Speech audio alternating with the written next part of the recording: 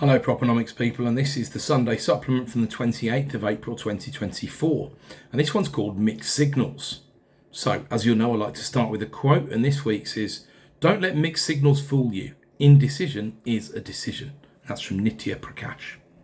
So before we get started, I want to say thanks to everyone who attended our property business workshop last week in London. It was a content-packed day and a super room, with feedback was the best I've ever received for anything I've been involved in, quite frankly. It was very motivating, and there were some fantastic conversations on the back of it, including a meeting booked in for a potential 8-figure deal afterwards. So as far as results go, that would be pretty sweet. So make sure you save the date for the next one. It's going to be Thursday the 4th of July in a central London location. Full details will be coming out at the end of this week. So welcome to the supplement, and we had another week where the immediate outcomes look a bit wobbly, but the real-time data that's in the supplement week in, week out bore the fruit we were expecting that it would. So the slightly backward-looking indicators look great, but this looks a little bit temporary is how I define that. Gilt yields just continue to drift upwards without too many reasons to snap the current direction of travel off. But if you think some of the UK forecasting has had a bad week, month, year, half decade, spare a thought for the US, which printed some incredible surprises, including GDP growth at 1.6 against an expected 2.5, and that was down from 3.4 last quarter. And PCE, which is the inflation alternative they often prefer to CPI, different makeup, different weights, and that moved from 2% to 3.7. Now it's expected to go up, but it's expected to go 3.4 and printed 3.7. So it's early days. Some of those figures might be revised a little, but there's a lot of missing out there that's gone on, especially on the GDP. And their 10-year bond touched 4.75% on the back of it, which looks massive when compared to, for example, Vietnam at 2.85. Tough to get your head around sometimes, for sure. But markets now don't really see the first rate cut, or first full point rate cut anyway. So remember, it's done on averages when they're looking at the market yield curve, until December in the USA. So it's nearly a coin flip as to whether there'll be a rate cut at all in the USA this year. I've hinted in recent weeks I don't feel particularly differently about the UK. I'm not ready to predict no cut this year as yet, as we have some different dynamics and are at a different point in the cycle. But we'll definitely flesh this out over the coming weeks. Anyway, this week's macro focuses on the PMI flashes, so those are the real-time estimates for April, confidence and optimism indices, which are both for businesses and consumers, distributive trades, which really missed a barn door in terms of the prediction, and the bond yields, of course, with a hat tip to what the Bank of England have said this week. So the PMI flashes have not been letting us down of late in terms of talking about the direction of travel. The expectations were fairly tempered for the month, but the services PMI, which really determines the overall direction of the economy since services are so massive, printed 54.9 against an expected 53. S&P Global, who own and distribute the data, put it succinctly in their press release. UK flash PMI signals accelerating economic recovery, but price pressures surge higher. Listen, I know I need to resist the temptation to say I told you so. No one listening to this or watching it will be surprised. The only surprise is that others might be surprised. They are seeing roughly GDP growth of about 0.4 per quarter currently, with a 0.3% increase in quarter one. Q1's increase looks like more like 0.4 to 0.5 to me, but let's see.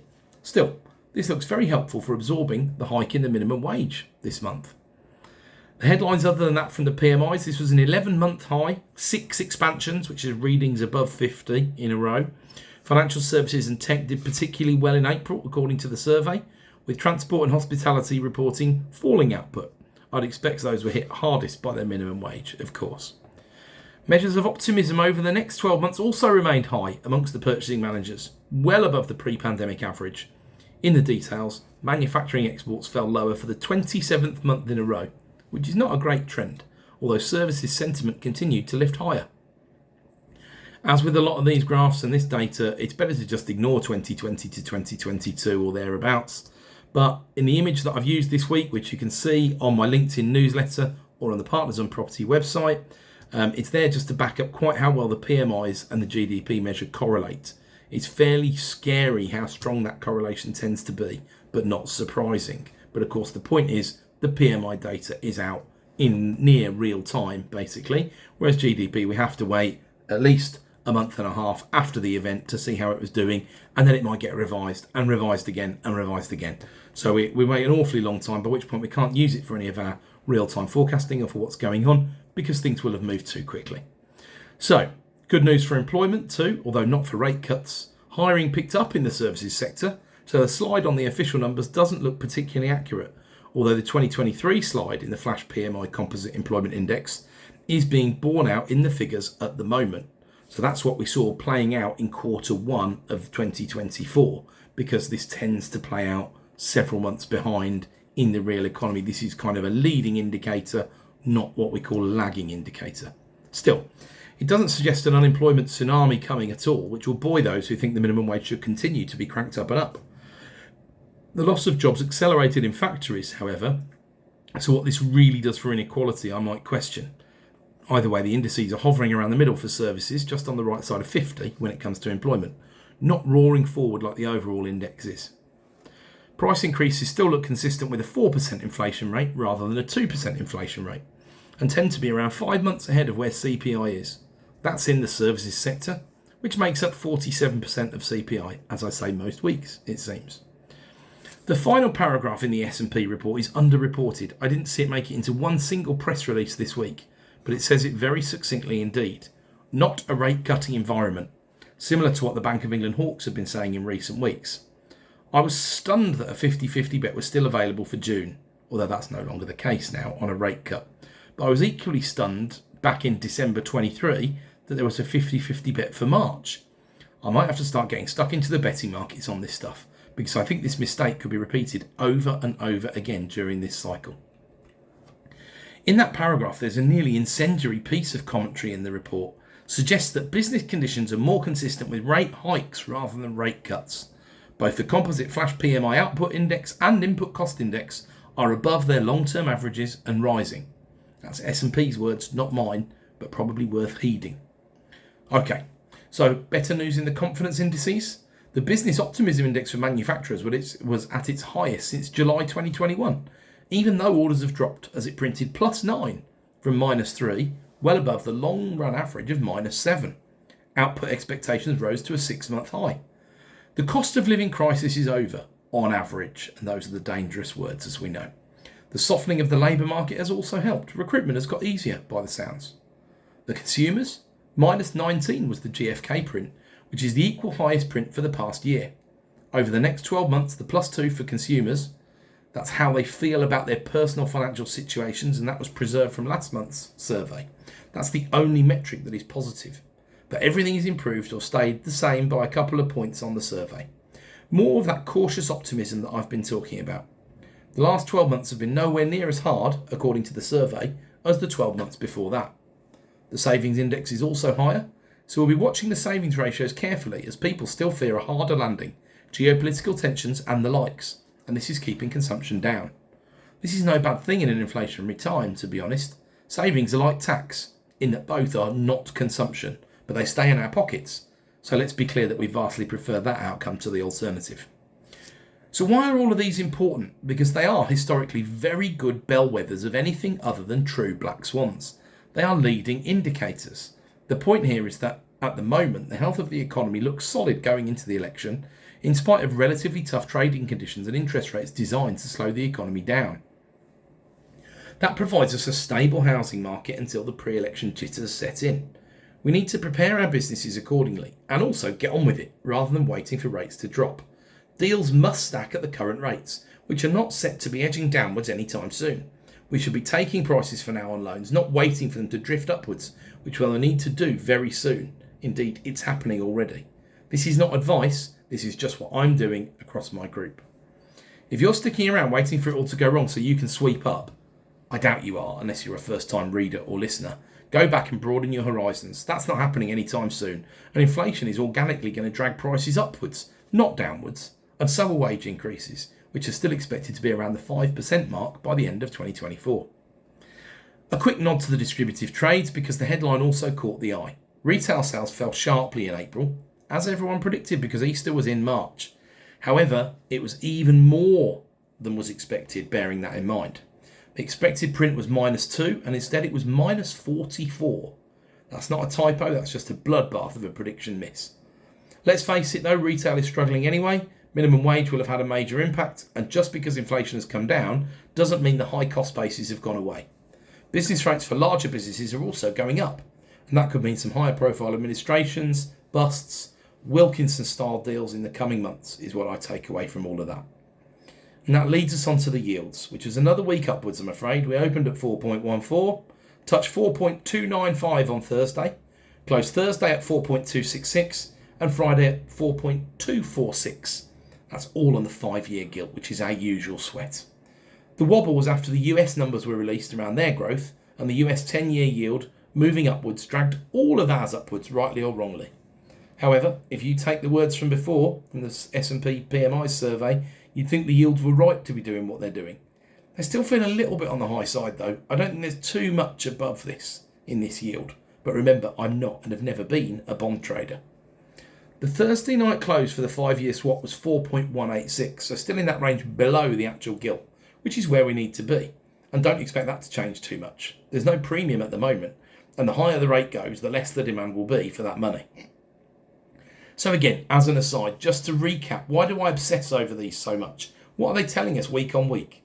They're telling us that rates are not moving downwards particularly soon on mortgages. And then by extension, they're telling us that investment mortgages are still highly likely to form a very low percentage of overall mortgage debt being issued. And new units are going to be further and further between than they would be if the interest rates were lower. Stock won't be coming online in large numbers over the next 6 months. I'm talking about the rental market. That's effectively a guarantee.